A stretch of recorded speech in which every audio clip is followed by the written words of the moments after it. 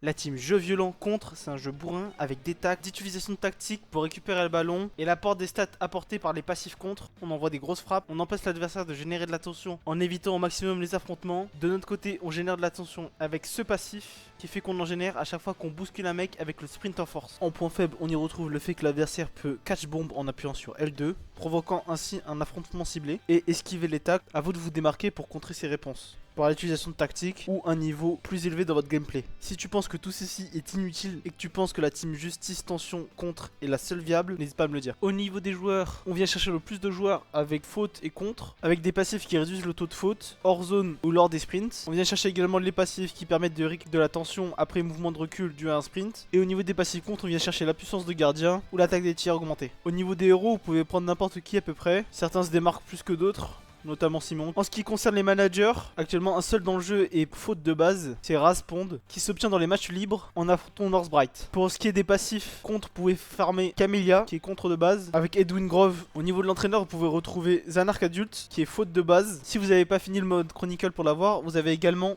Gil, entraîneur d'Eldorado, qui a ces deux passifs. En ce qui concerne les tactiques, vous en avez plusieurs de viables. Formation Carapace notamment, est une des plus jouées. Ça coupe les lignes de passe du porteur du ballon et réduit son attaque et sa défense. Enfermement du joueur clé fait exactement la même chose. Il y a Claymore qui réduit le taux de faute lors d'une accélération dans Glyph. S jumelle pour foncer vers le but en formation. Blocage spectral pour immobiliser les joueurs près du ballon. Forteresse de flamme pour augmenter la puissance du gardien. Et encore plein d'autres. Ces formations se trouvent au niveau des boutiques. Il vous suffit d'affronter les équipes les détenant dans le mode chronique.